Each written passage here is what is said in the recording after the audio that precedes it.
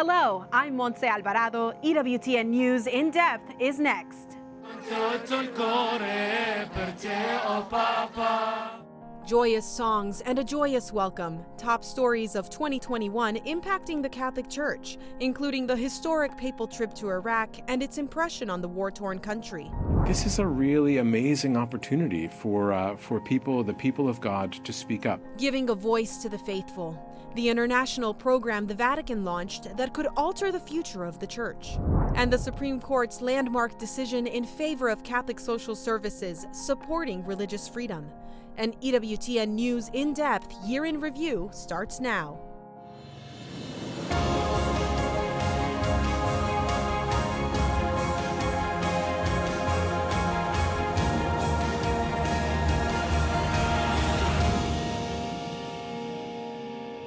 Welcome to a special edition of EWTN News In Depth.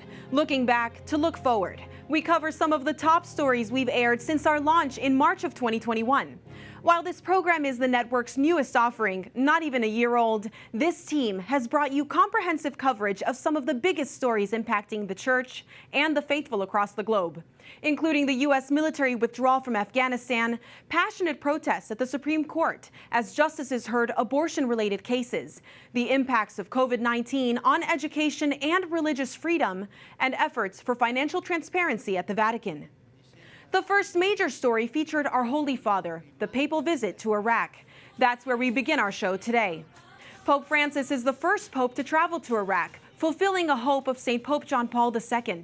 The visit was a beacon of light for the small population of Catholics there and a reminder of his commitment to those on the peripheries. It also nurtured ties with Shiite Muslims. Vatican Bureau correspondent Colin Flynn traveled with Pope Francis and gives us a look at the Pope's mission of peace. I come as a pilgrim were the words that would set the tone for this incredible 3.5-day visit to the nation of Iraq. Pope Francis setting out on a mission to try and heal the wounds of war, bridge centuries-old divisions, and bring comfort to the suffering.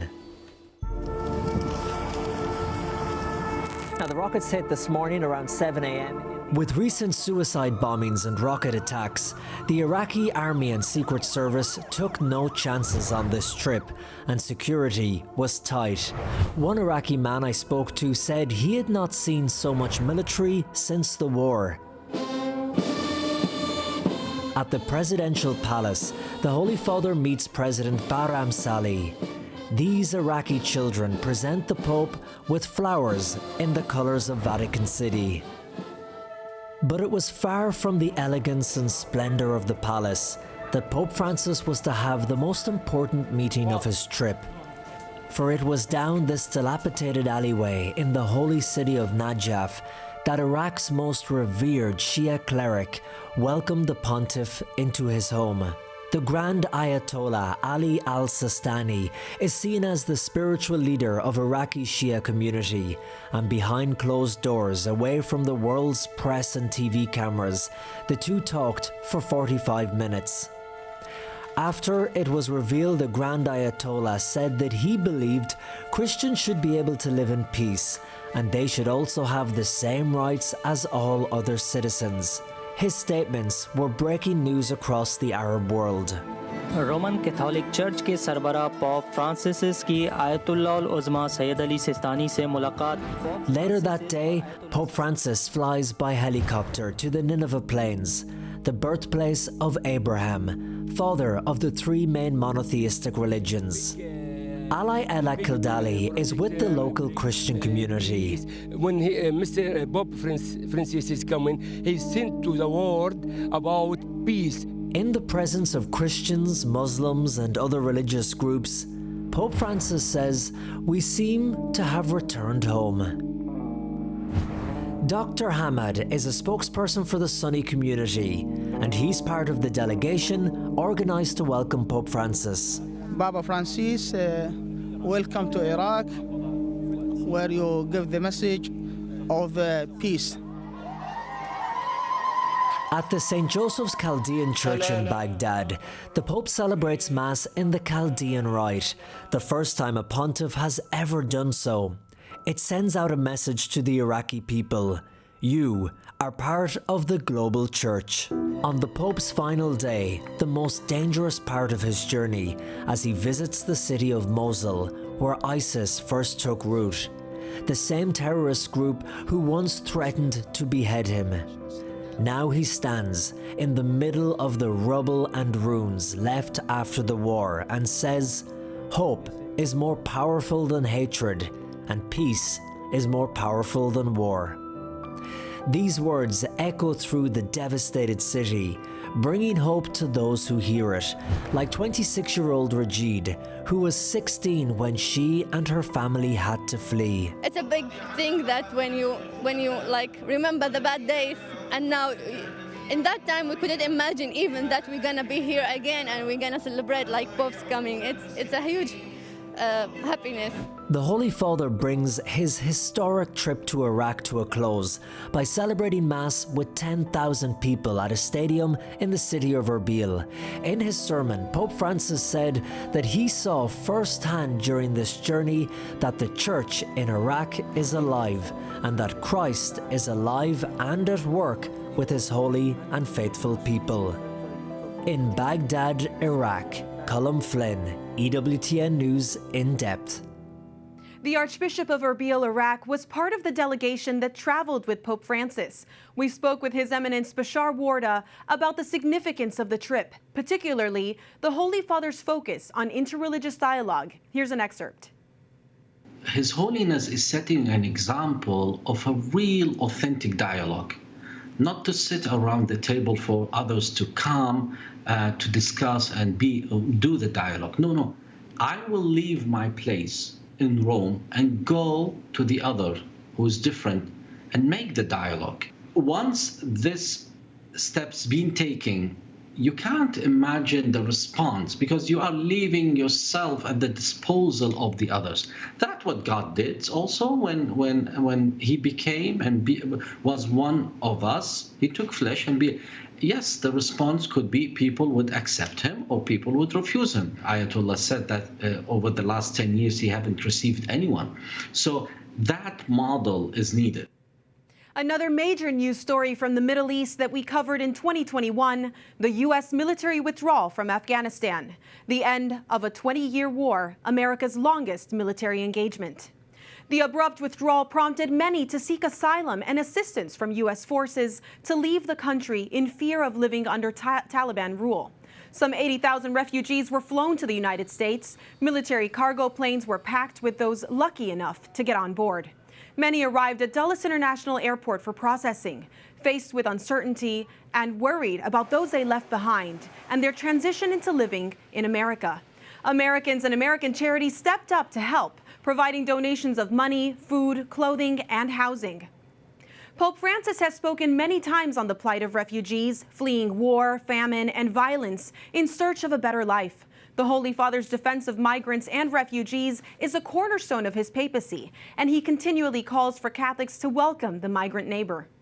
It's a message he lived out during his 5-day visit to Cyprus and Greece at the end of last year. He prayed with migrants and arranged to have dozens relocated to Italy. Cyprus receives more asylum seekers per capita than any other country in the European Union. Migration made headlines here in the United States as well, as thousands of people made their way to the U.S.-Mexico border. Texas Governor Greg Abbott ordered to revoke licenses to facilities that provide housing to unaccompanied minors at the border. The number of unaccompanied minors has also surged, straining resources. Governor Abbott says it negatively impacts American children in foster care and the facilities that help them. Catholic Charities has a large presence at the U.S. border. They assist migrants with legal fees, housing, clothing, medical aid, and more. We spoke with the CEO of Catholic Charities in San Antonio, Texas, about Abbott's move. See all these children coming to Texas and to the rest of the United States, and they have nothing. I mean, it's just amazing the strength they have in their spirit, because physically they're just like broken down. I mean, they've been traveling for weeks, most of them, and they get to the U.S., they're afraid, they have anxiety. So when we house them in our homes, it's a huge blessing for us, and actually it's what we need to do as Christians, as Catholics. We have around 183 employees who actually lost their jobs. And for the children, we have hundreds of kids every day. So there's going to be a huge amount of kids who not have a place that is respectful of them to be here when they're coming in transition from one place to another in their lives. Catholic Charities has been providing aid for migrants in San Antonio since 2013. They also provide a chapel for migrants to have a place to pray. During my sit-down with the head of the U.S. Conference of Catholic Bishops, Archbishop Jose Gomez, I asked His Eminence about his experience leading the church in multicultural cities, including Los Angeles, Denver, and San Antonio, and the impact immigrants have on the church. You've been in these places where there are a lot of immigrant communities, San Antonio, Denver. How is that an opportunity for the church? It's a great blessing. I think everywhere that I have been, the immigrants are a blessing. The people coming from Latin America, the people coming from the Philippines, the people coming from Vietnam or Korea, all of those everywhere, and Europe. I mean, it's just an extraordinary blessing. In the Archdiocese of Los Angeles, we have Mass in more than 40 languages. So, and the people are so active, and they make a huge contribution to the life of the Catholic Church in Los Angeles. Everywhere. So I think it is important to see that, specifically the Latinos, now the numbers of Latinos in these countries has grown a lot.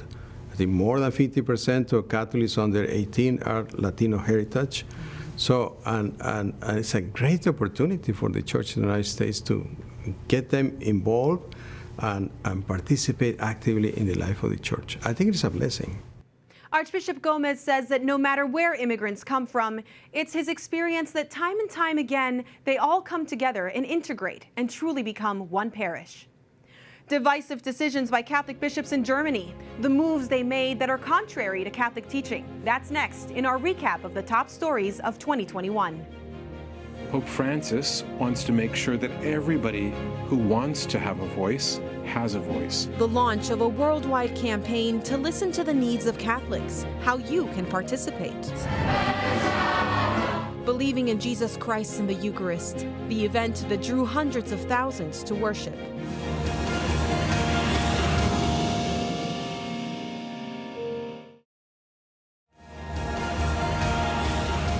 Welcome back to this special edition of EWTN News In Depth, a look at some of the top stories we've covered since the launch of this program. We continue now with major headlines of the Pope's health, changes in worship, and counter-Catholic moves underway in Germany.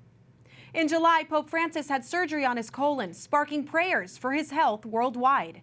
Catholics gathered outside the Rome hospital during the 3-hour operation and stayed for days after while he recovered to show their love and support of the Holy Father.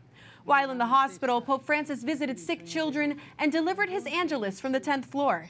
Despite speculation that Pope Francis's health is in decline, he's made it quite clear that he's a faithful shepherd of the Church. Shortly after his surgery, His Holiness made the surprising announcement of restrictions on the traditional Latin Mass. The new guidelines state that bishops must approve of celebrations in the old rite and also bans priestly ordinations and confirmations according to that rite. There's an exception for parishes where only the traditional Latin Mass is celebrated. Pope Francis explained that the old rite was becoming a source of division in the Church. While Pope Francis moved to unite the Church under Novus Ordo, Catholic Church leaders in Germany made controversial moves against Church teaching. They've been holding a multi-year German synodal way. The topics German church leaders are looking to possibly alter are the authority and separation of powers in the Church, sexuality and partnership, more specifically same-sex marriage, priestly life and celibacy, and the exploration of ordained women in the Church. Tensions between Catholics in Germany and the Vatican rose in the spring of 2021 when German church leaders, theologians, and laypeople openly opposed the teachings of the Church, launching a day of blessing for same-sex couples. In a statement on their website, they say they are not accepting exclusionary and outdated sexual morality being played out on the backs of people and undermining our pastoral care. Some parishes hung rainbow flags in protest. Division and confusion is the atmosphere these actions have created for Catholics in Germany. To better understand church teaching on the Synod and the topics, we reached out to Father Petri, the president of the Dominican House of Studies. He weighed in on why the Church can't bless same-sex unions. When we look at same-sex unions, we're looking at a union that is not only contrary to the faith, we're also looking at a union that is contrary to nature, and which is why it can't be blessed. I mean, as the Congregation for the Doctrine of the Faith said, the union itself implies a certain contrariety to God's design and is therefore sinful. And while the Church certainly does bless individuals, it does not bless sinful activities or anything that is engaged in a sinful activity or leads to a sinful activity. And so this is where the Church's teaching comes from, and this is why we can't bless homosexual unions.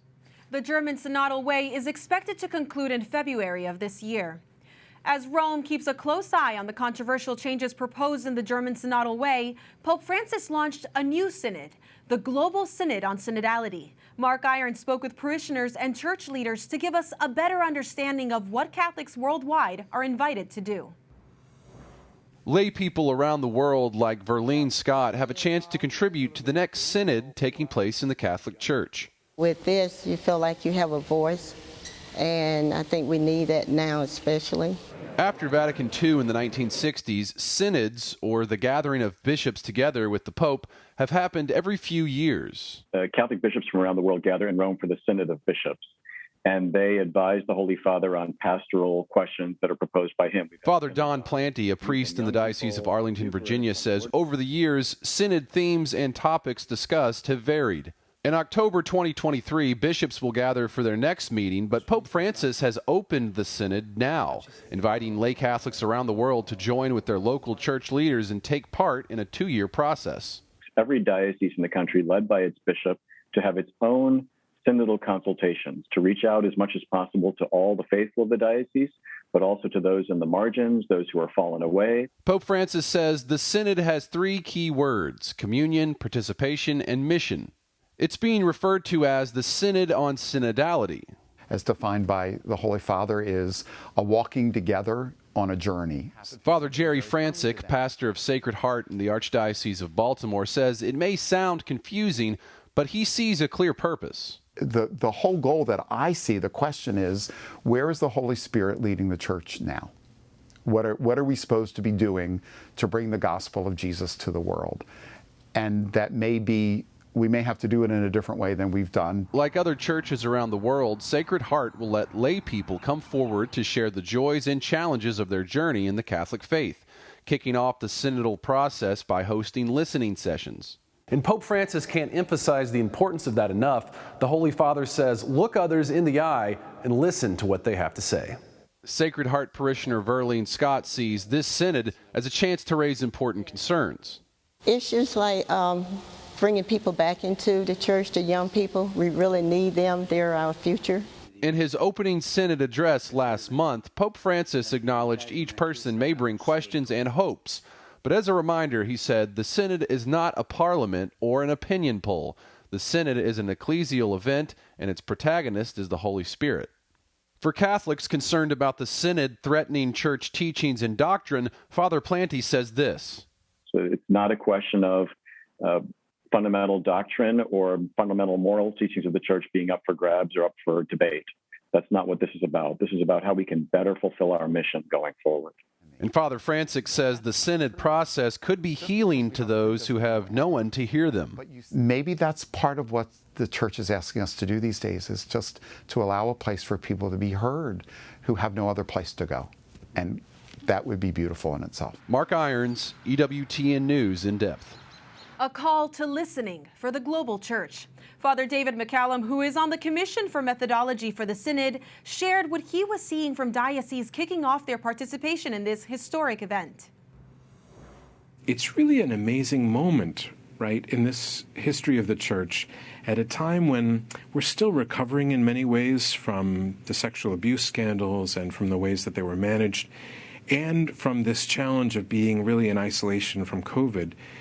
To be invited at this moment to share what's really on our hearts about our longings as people of the church, as the people of God, for an active role of participation in the mission of the Church. Last week, I was meeting with bishops in Poland who are from the Eastern Bloc countries, and this particular bishop from Lithuania explained that he played his trumpet, actually, to announce the beginning of the Synod and to invite people to come into the cathedral for the first celebration in the liturgy that began the synodal journey at the diocesan level.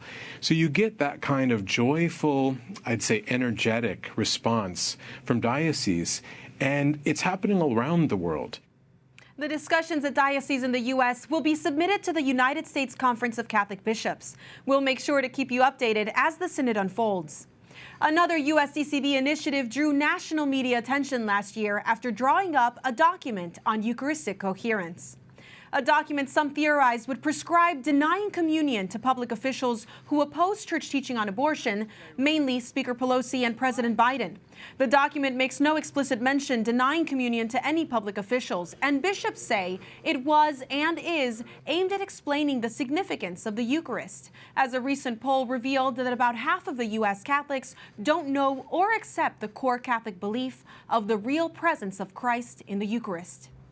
The bishops recognize the great crisis we have in Eucharistic faith in our country, and the bishops have a real desire to do something about that, and I think that helped to spur the unity around the document. The document since the beginning was to educate Catholics about the real presence of Jesus in the Eucharist.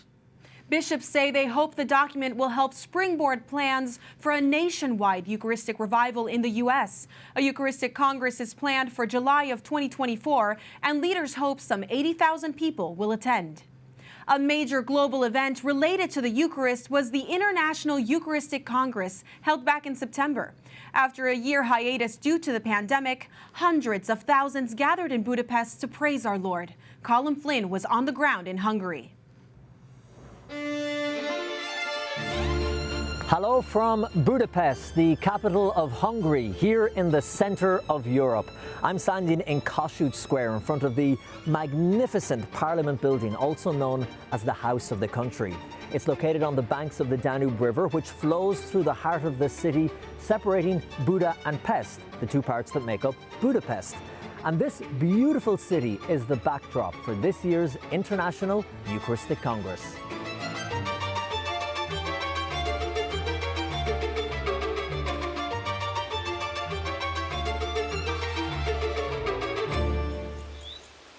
The sun was shining down on Hero Square as the Hungarian folk dance group put on a special performance as part of the opening ceremony of the 52nd International Eucharistic Congress.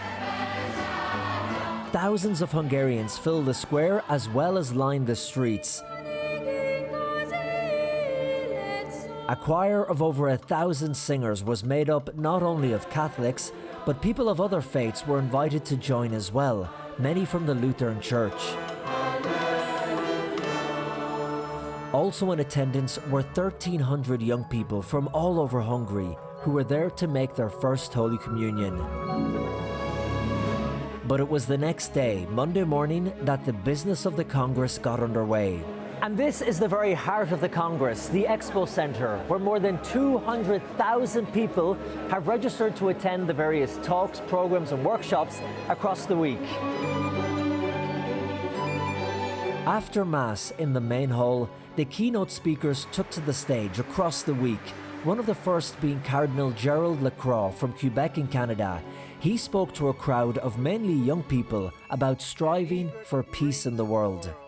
The joy of knowing that peace is possible. In Christ we find the reconciliation and the peace we long for. It's all in our hearts. We long for peace. We want peace, whoever we are. But in Jesus we can learn.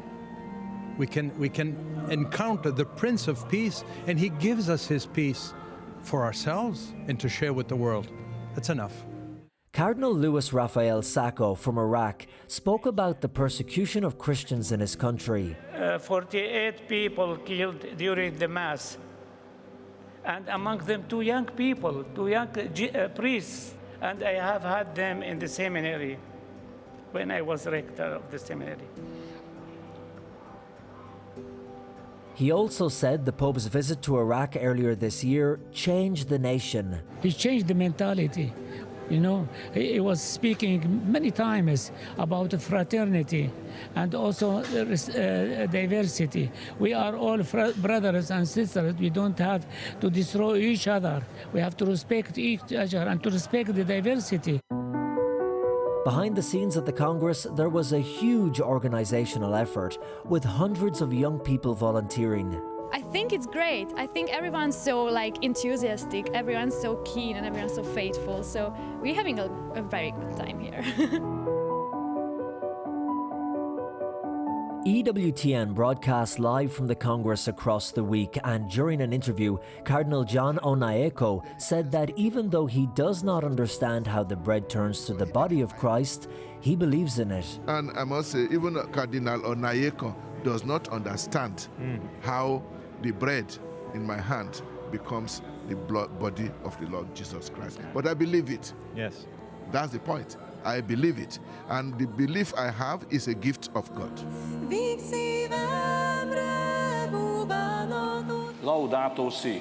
And earlier today, Friday morning, the President of Hungary, János Áder, spoke. He, along with Prime Minister Viktor Orbán, are expected to meet with Pope Francis this Sunday morning.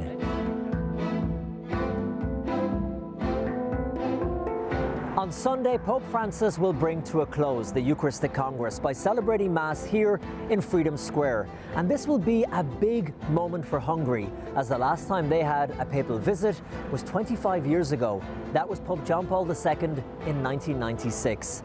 In Budapest, Hungary, Colin Flynn for EWTN News In Depth. And an important moment during the IEC was the show of unity between the Russian Orthodox Church and the Holy See. Representative of the Russian Orthodox Church, Metropolitan Hilaron Alfeyev, gave a catechesis on the Eastern Orthodox understanding of the Eucharist. He focused on the centrality of the Eucharist for all Christians and the importance of believing in the real presence of the body and blood of Jesus Christ, a big moment of reaffirming the unified belief between churches. The Eucharistic Congress also featured a Mass setting in Lovari, the language spoken by the Romani people of Hungary, who are more commonly known as Gypsies.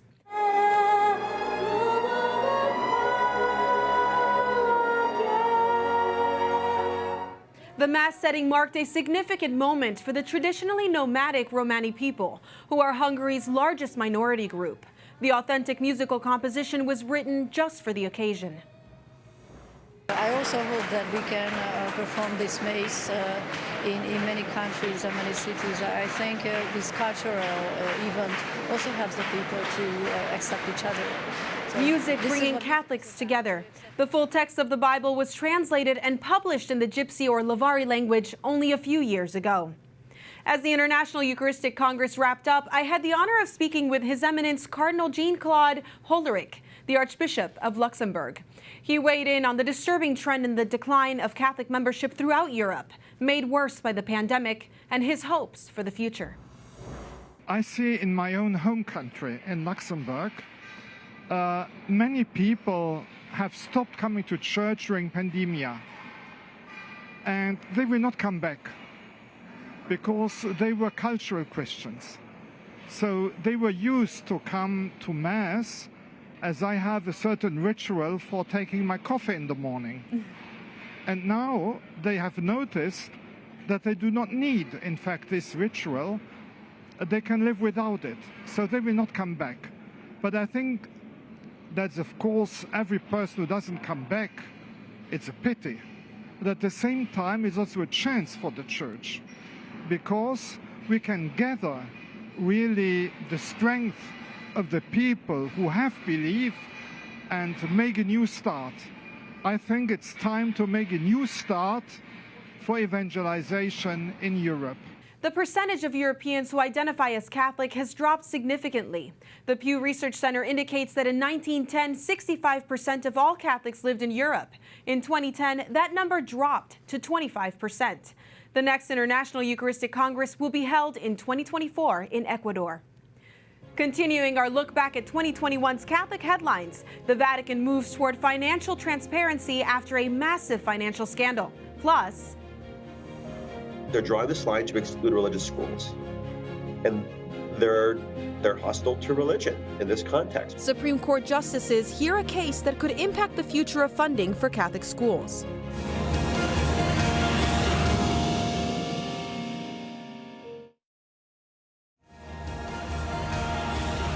The trial of the century. Cardinal Angelo Becciu, a former official at the Vatican Secretariat of State who managed church donations, is the highest-ranked official ever to be indicted on charges that include embezzlement and abuse of office. The massive financial scandal relates to a multi-million-dollar property purchase with church funds in London. The investment ended up inflicting an estimated $200 million loss on the Vatican and made headlines worldwide. Becciu is one of 10 people linked to the fraud and denies any wrongdoing. We will be closely watching his case this year when it picks up again. The uncovered financial misconduct has sparked change at the Vatican related to financial transparency. For the first time last year, the Vatican released a summary of its annual budget. It included information about the Vatican's real estate holdings, revealing the Vatican owns more than 5,000 church investment properties around the world. More than 4,000 of those properties are in Italy, most of which are used by church-affiliated groups or rented out below market rate. About 1,200 are in cities outside Italy, in places like London, Geneva, and Paris. The Vatican says it hopes this new sharing of financial information will foster greater trust in the financial reforms that Pope Francis has offered. Here on EWTN News in Depth, we dug a little deeper to better understand how the Vatican Bank works. As Colin Flynn shows us, it's complex. Take a look. It is the smallest country in the world, covering 110 acres and with a population of just over 1,000 people, right in the middle of Rome. But how does the economy of this small state operate? How do they make and spend their money? To put it simply, it is complicated and somewhat shrouded in mystery, as the Vatican has published very little information over the years about its finances and investments. The amount of money it actually has is unknown. First thing that you need to realize is that the Holy See/the Vatican are made up of many different entities. For example, Vatican City State, which makes money through enterprises like the Vatican Museums, the administration of the patrimony of the Apostolic See, which makes money by renting around 3,700 buildings in Rome, the Institute for Religious Works, or IOR, which some call the Vatican Bank, Propaganda Fide, which looks after the Church's foreign missions, and there are more. The reason why Vatican finances are somewhat complicated is historic.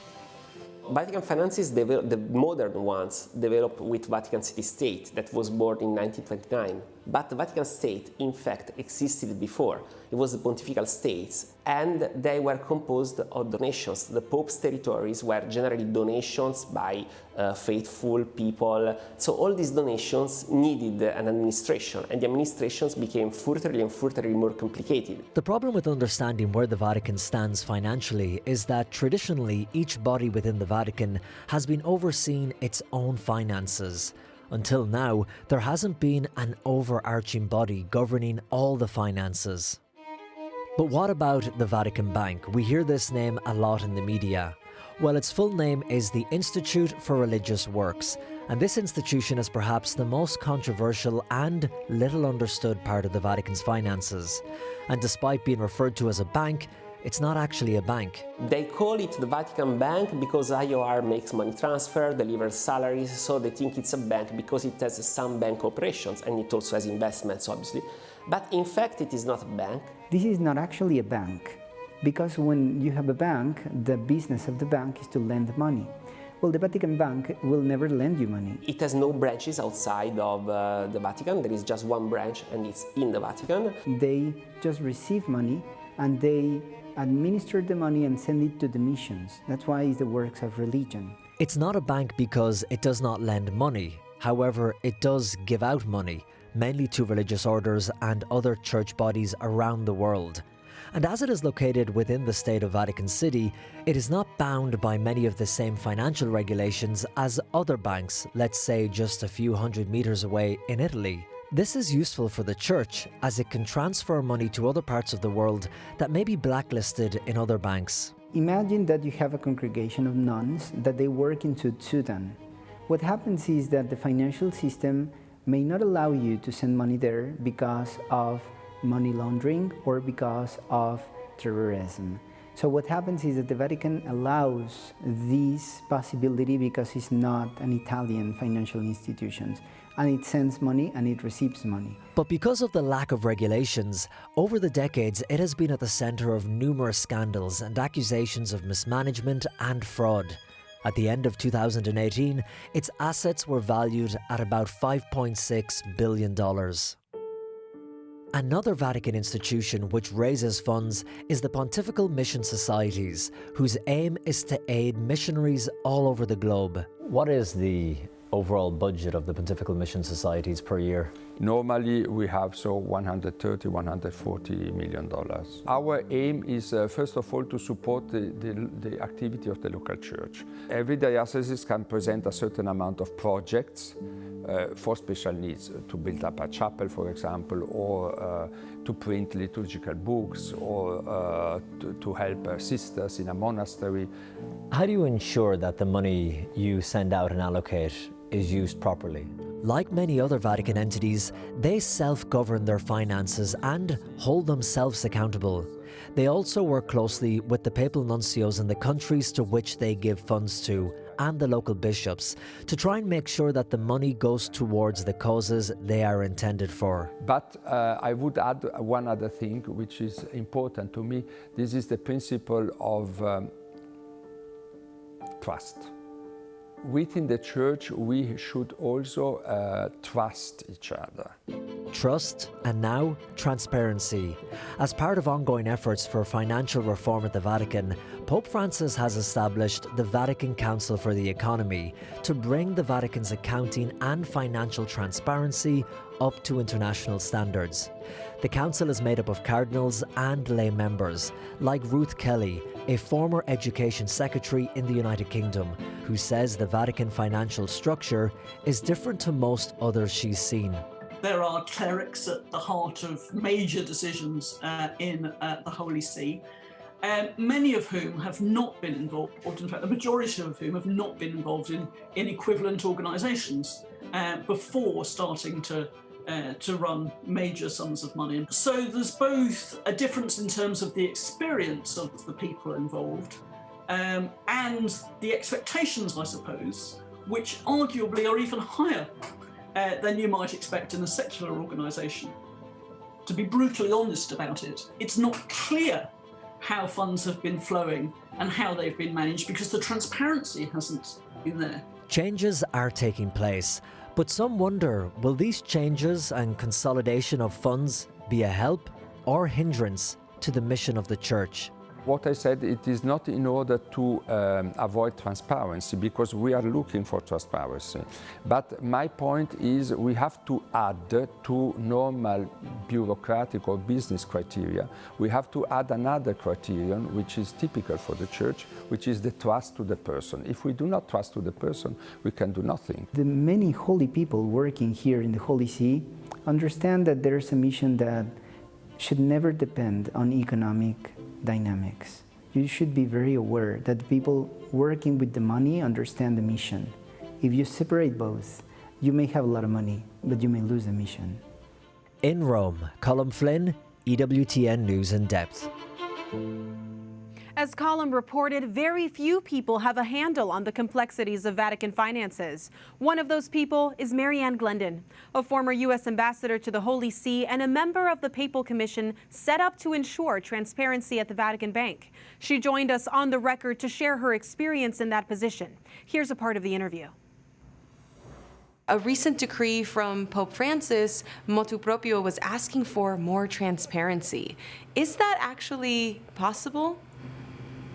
I think it must be possible. After 5 years on the board of directors of the Vatican Bank, I am more than ever convinced that Catholics have a right to demand transparency and accountability, not only in the Vatican, but all the way down to the parish level. And I'm happy to say in my parish, we have a wonderful financial responsibility. And thanks, I think, to the pastor's wise decision to look for expertise among the laity. Prior to her work on the Papal Commission, Glendon served as U.S. Ambassador to the Holy See from 2008 to 2009. After the break, we dive into the impact of COVID on religious freedom in this special edition of EWTN News In Depth. Plus,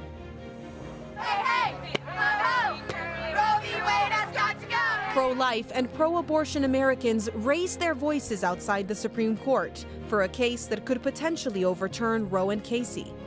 Plus, a remote country's first steps into Catholic formation with the opening of its first monastery.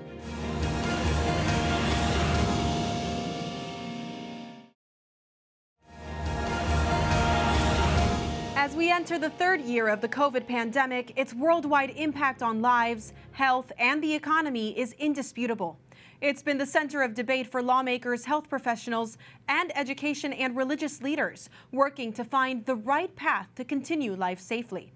Our coverage of some of the top stories of 2021 continues with the impact of COVID on religious liberty and the Catholic Church. We begin in Europe, where church services were curtailed in many countries until masking procedures and restricted church numbers were put into effect. The countries with the tightest restrictions on religious ceremonies were France, Belgium, Great Britain, and Ireland. In Ireland and France, Catholic masses were completely banned until public outcries and protests convinced governments there to allow limited access. As an alternative, many families turned to online services, particularly popular in Poland, where masses were some of the most viewed broadcasts in the country.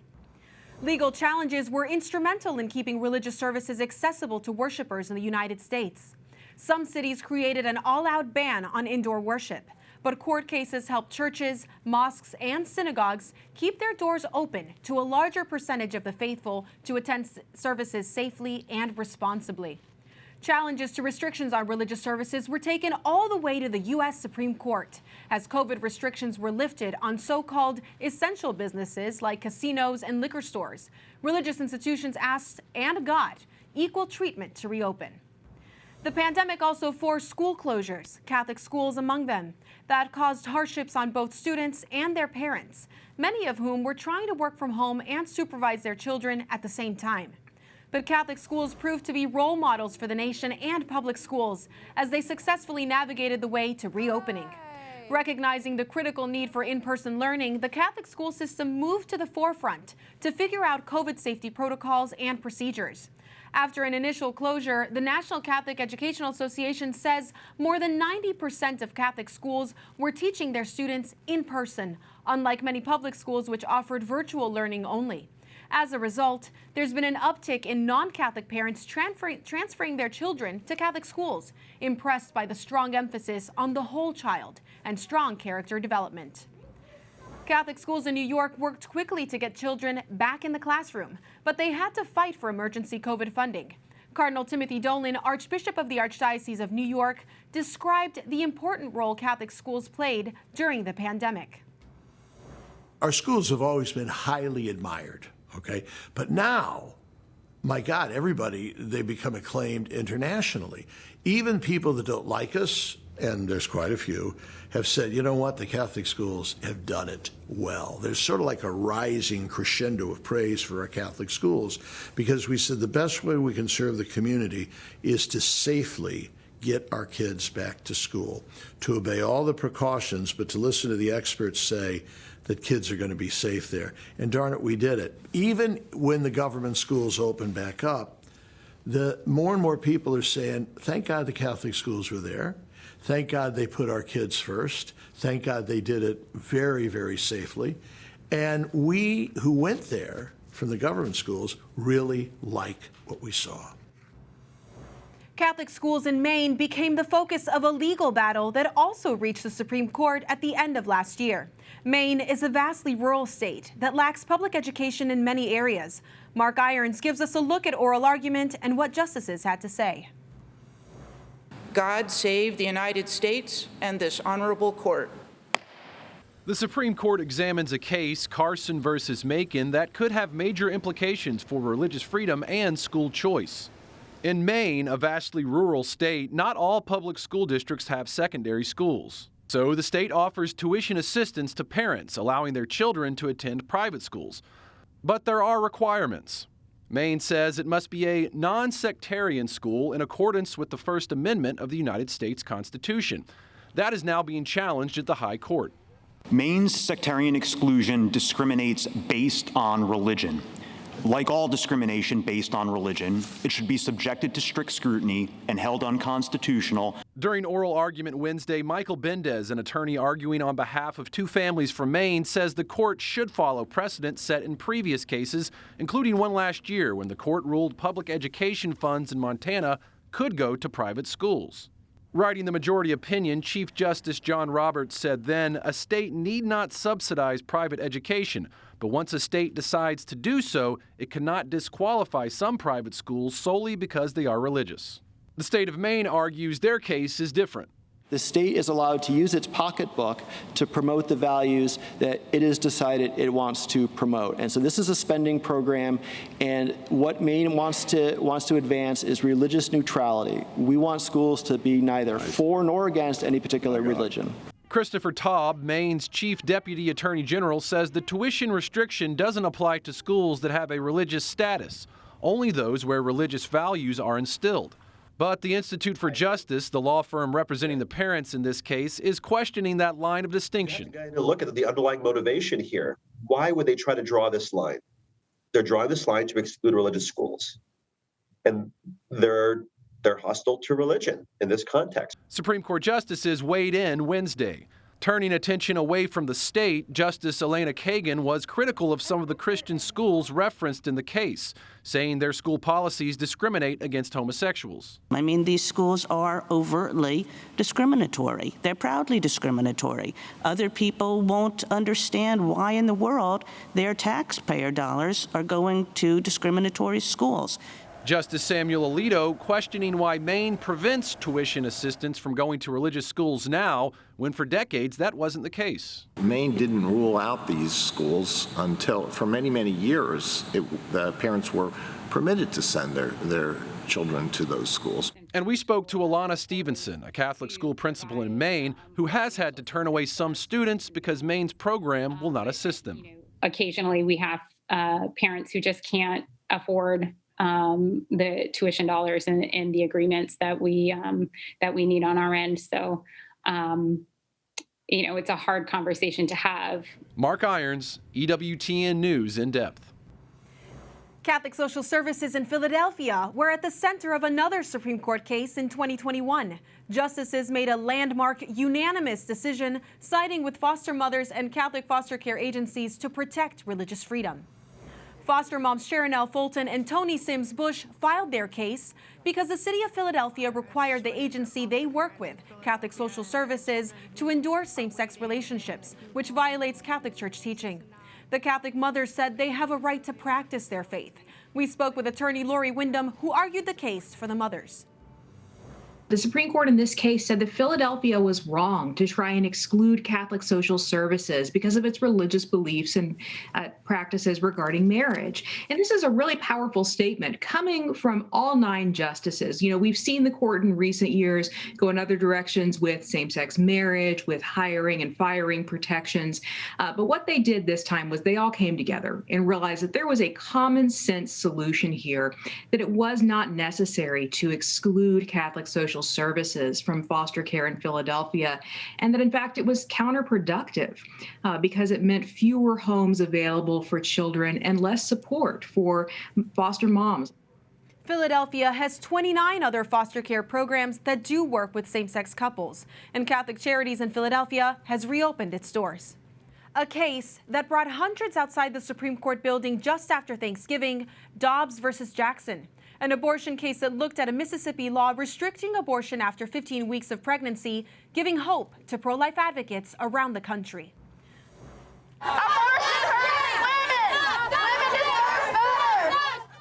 Pro-life and pro-abortion demonstrators gathered outside the court.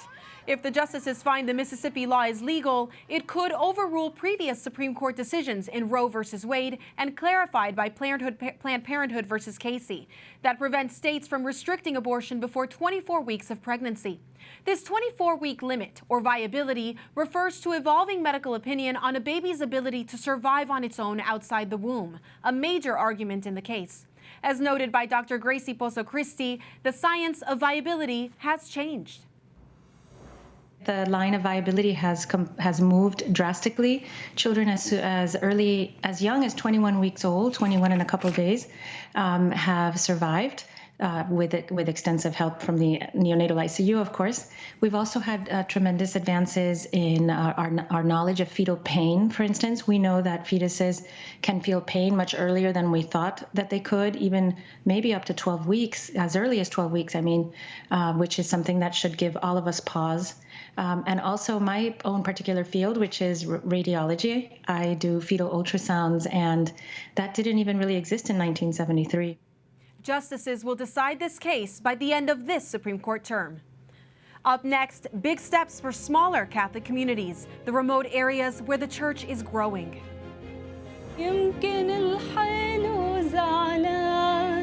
Holding on to her faith through the devastations of war, one woman in Iraq shares her story.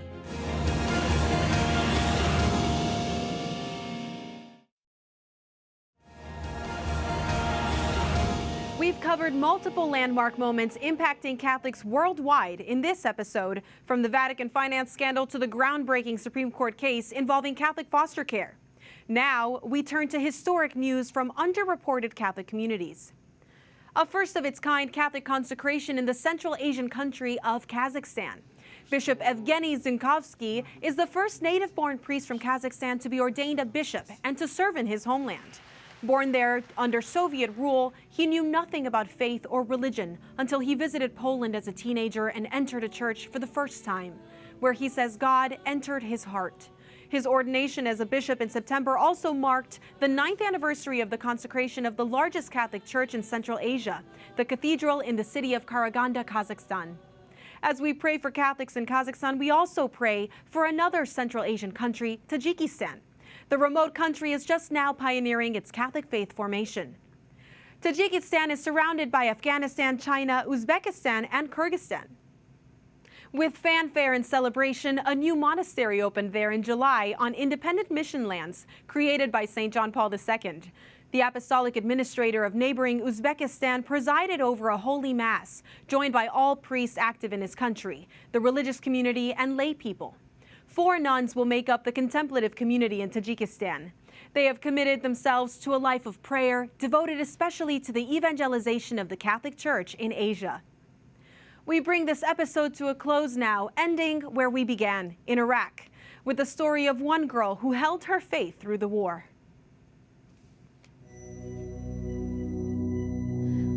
طالعة من بيت أبوها رايحة البيت الجيران فات ما سلم علينا يمكن الحلو زعلان.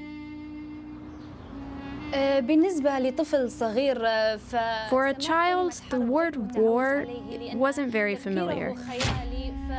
A child's mind is imaginary, so we weren't aware of this word.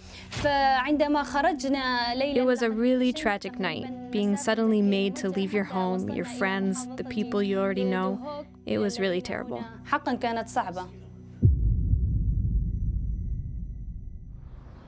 Hala Amir is 20 years of age and grew up in the Iraqi city of Mosul.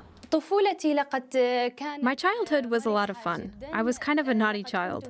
I was constantly moving. I was running from one neighborhood to another, playing with different children. We all miss those days, but they still live on in our minds. Hala and her family are Catholic, and this is something that's very important to her. Did you always have a strong faith growing up?